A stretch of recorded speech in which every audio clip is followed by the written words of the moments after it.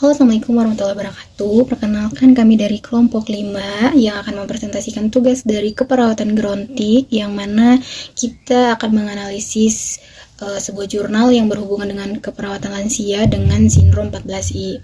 Nah, di sini kami akan menjelaskan atau berbagi atau sharing tentang analisis jurnal kami yang berkaitan dengan impairment of hearing, vision, and smell. Nah, di sini saya tidak sendiri, saya ditemani oleh rekan saya, yaitu ada Tessa Bilanur Apriliani, dan saya sendiri Aprini Sapurba. Mungkin langsung saja kita masuk ke jurnal satunya, dengan judul Pendidikan Kesehatan pada Lansia dengan Persepsi Sensori Gangguan Penglihatan, yaitu katarak di UPT Pelayanan Sosial Lanjut Usia Binjai. Langsung saja kita ke poin utamanya, ada identitas jurnal. Untuk judulnya tadi, Pendidikan Kesehatan pada Lansia dengan Persepsi Sensori Gangguan Penglihatan, yaitu katarak di UPT Pelayanan Sosial Lanjut Usia Binjai. Penulisnya ada Jepua dan kawan-kawan. Untuk jurnalnya Jurnal Mahesa Malahati Health Student Journal. Tahun terbitnya itu di 2022 dengan volume dan nomornya itu di volume 2 dan nomor 1. Penerbitnya itu Universitas Malahayati Lampung.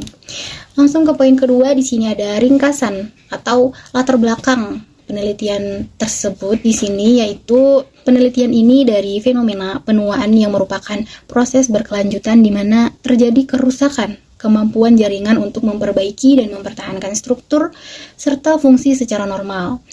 Katarak sebagai gangguan penglihatan itu merupakan penyakit yang umum terjadi pada lansia, selain dapat disebabkan oleh kelainan kognital. Jadi untuk latar belakangnya di sini adalah menunjukkan bahwa gangguan persepsi sensori itu, khususnya gangguan penglihatan berupa katarak, itu memerlukan penanganan yang tepat melalui pendidikan kesehatan. Pendidikan kesehatan ini dipandang sebagai kegiatan penting yang dilakukan dengan menyebarkan pengetahuan agar masyarakat, khususnya lansia, menjadi sadar dan mengerti dalam melakukan upaya kesehatan yang tepat. Untuk poin ketiganya di sini ada konsep utama yang dipelajari. Nah, di sini kita masuk dulu ke konsep penuaan atau aging. Apa aja sih? Ada proses kontinuitas kerusakan kemampuan jaringan, ada penurunan fungsi, struktur, dan fungsi tubuh secara normal, dan ada dampak pada sistem sensorik khususnya penglihatan. Terus kita lanjut ke gangguan persepsi sensoriknya, yaitu katarak. Untuk definisinya, katarak itu sebagai gangguan penglihatan pada lansia dengan etiologi, faktor degeneratif, dan kognital. Untuk manifestasi klinisnya dan dampaknya terhadap kualitas hidup lansia. Kemudian ada juga pendidikan kesehatan atau health education, yaitu strategi penyebaran pengetahuan kesehatan, peningkatan kesadaran dan pemahaman masyarakat, implementasi dalam konteks keperawatan gerontiknya. Kemudian ada juga proses keperawatan gerontik. Ada pengkajian komprehensif pada lansia, diagnosa keperawatan spesifik gangguan persepsi sensoriknya, dan ada juga intervensi, implementasi, dan evaluasi keperawatan. Kita masuk ke poin keempatnya, yaitu temuan atau hasil penelitian. Kita masuk dulu ke karakteristik subjek penelitiannya.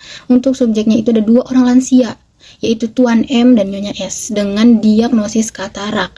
Untuk settingnya itu di UPT Pelayanan Sosial Lanjut Usia Binjai dengan durasi intervensinya 4 hari pendidikan kesehatan. Nah, hasil utamanya itu adalah peningkatan pengetahuan, di mana di sini setelah pemberian pendidikan kesehatan selama 4 hari, kedua subjek penelitian ini mampu menjelaskan tentang katarak dengan baik. Kemudian resolusi masalahnya. Pernyataan dan ovasi pasien menunjukkan bahwa masalah gangguan persepsi sensori pada pasien teratasi. Kemudian ada efektivitas intervensinya.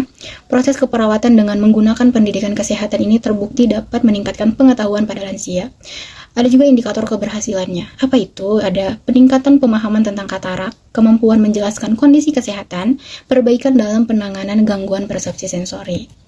Masuk ke poin 5, ada analisis keterkaitan dengan keperawatan lansia dan sindrom 14I. Jadi, penelitian ini secara langsung berkaitan dengan impairment of vision, hearing, and other senses yang merupakan salah satu dari 14 sindrom geriatri. Gangguan penglihatan ini berupa katarak yang merupakan manifestasi dari impaired vision, yaitu katarak sebagai penyebab utama gangguan penglihatan pada lansia. Kemudian juga sensory impairment, penurunan fungsi sensori sebagai bagian dari proses aging, dan kemudian functional decline, yaitu dampak gangguan penglihatan terhadap aktivitas sehari-hari. Di sini ada relevansi dengan keperawatan gerontiknya, yaitu asesmen komprehensifnya itu pentingnya pengkajian gangguan sensori pada lansia. Kemudian intervention spesifiknya yaitu pendidikan kesehatan sebagai intervensi keperawatan yang tepat. Kemudian holistic care-nya yaitu pendekatan menyeluruh dalam penanganan gangguan persepsi sensori. Dan yang terakhir ada quality of life, yaitu fokus pada peningkatan kualitas hidup lansia melalui edukasi. Masuk ke poin 6, yaitu permasalahan yang muncul beserta solusi pemecahan. Nah, ada di sini permasalahan identifikasinya, yaitu kurangnya pengetahuan lansia tentang katarak dan penanganannya. Kemudian gangguan persepsi sensori yang mempengaruhi aktivitas sehari-hari dan keterbatasan akses informasi kesehatan pada populasi lansia di institusi pelayanan sosial. Solusi yang diterapkan di sini yaitu ada pendidikan kesehatan terstruktur, yaitu berupa implementasi program edukasi selama 4 hari, menggunakan pendekatan proses keperawatan yang sistematis dan materi disesuaikan dengan tingkat pemahaman lansia. Selanjutnya ada juga pendekatan individualnya, yaitu berupa studi kasus pada 2 subjek dengan kondisi serupa dan penyesuaian metode edukasi sesuai karakteristik individual. Ada juga evaluasi berkelanjutannya, yaitu berupa monitoring peningkatan pengetahuan, observasi perubahan perilaku dan pemahaman, serta dokumentasi hasil untuk improvement selanjutnya.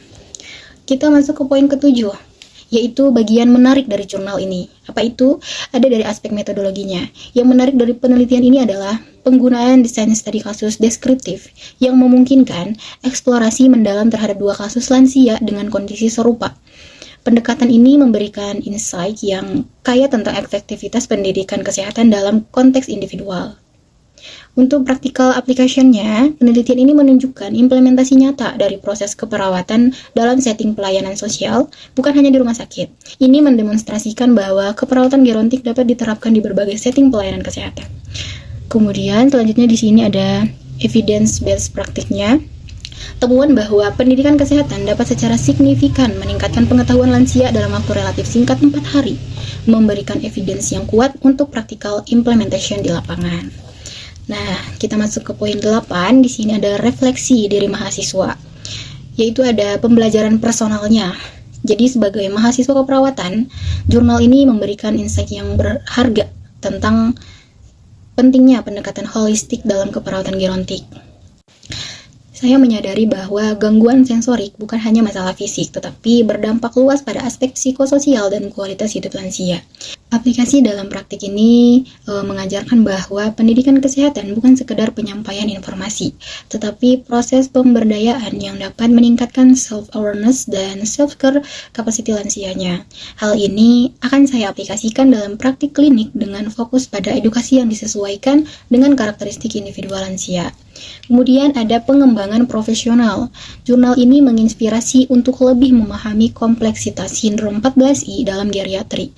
Gangguan sensori seperti yang dibahas dalam penelitian ini merupakan gateway untuk memahami interkoneksi sebagai masalah kesehatan pada lansia. Kemudian ada critical thinking-nya di sini. Saya menyadari pentingnya evidence-based intervention dalam keperawatan gerontik. Penelitian ini menunjukkan bahwa intervensi sederhana seperti pendidikan kesehatan jika dilakukan secara sistematis dan terstruktur dapat memberikan hasil yang signifikan. Kemudian di sini ada juga komitmen untuk praktiknya. Sebagai calon perawat gerontik, saya berkomitmen untuk mengintegrasikan pendekatan pendidikan kesehatan dalam setiap interaksi dengan lansia, dengan pemahaman bahwa setiap lansia memiliki keunikan yang memerlukan pendekatan individual dan personal. Nah, jadi jurnal yang kedua berjudul As Related Sensory Environment and Cognitive Decline in Geriatric. Tahun terbit jurnal yaitu tahun 2022, penulis Dewi Pratiwi, Aulia Herpi Anggraini, dan Febri Arianto Bayu. Ringkasan atau latar belakang dalam jurnal ini adalah penuaan menyebabkan penurunan fungsi sensorik, pendengaran, penglihatan, dan penciuman. Gangguan sensorik ini bukan hanya menurunkan kualitas hidup, tetapi juga berhubungan dengan penurunan fungsi kognitif dan resiko demensia atau Alzheimer. Penelitian dilakukan untuk melihat hubungan antara gangguan sensorik usia lanjut dengan penurunan fungsi otak. Lalu, konsep utama yang dipelajari adalah impairment sensorik terkait usia, hearing, vision, dan smell. Cognitive decline, penurunan daya ingat, fungsi eksklusif, orientasi, dan lain-lain.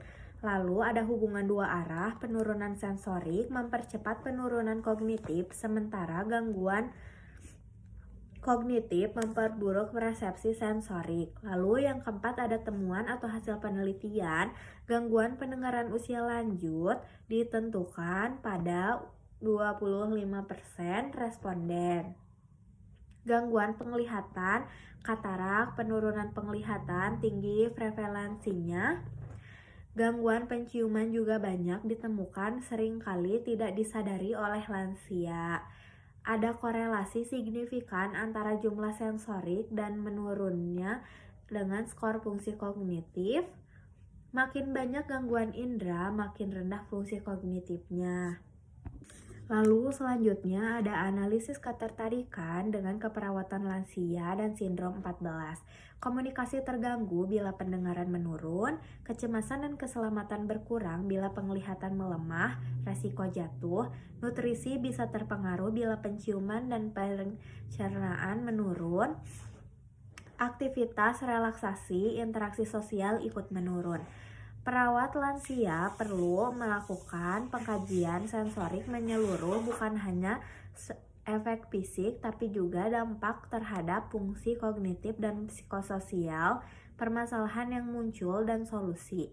Permasalahan lansia sering tidak menyadari penurunan sensoriknya, intervensi pencegahan dan alat bantu dengar, kacamata, stimulasi penciuman kurang dimanfaatkan. Resiko isolasi sosial, depresi, dan demensia meningkat. Tujuan dari kegiatan pada jurnal ini yaitu meningkatkan pengetahuan, keterampilan, dan menumbuhkan jiwa kewirausahaan bagi mahasiswa. Keperawatan untuk membantu meningkatkan derajat kesehatan pasien dan keluarganya. Metode yang dilakukan dalam kegiatan ini yaitu memberikan program pelatihan home care on call bagi mahasiswa tingkat 3 prodi keperawatan Purwokerto melalui metode teori dan praktika yang diberikan oleh narasumber yang kompeten di bidangnya.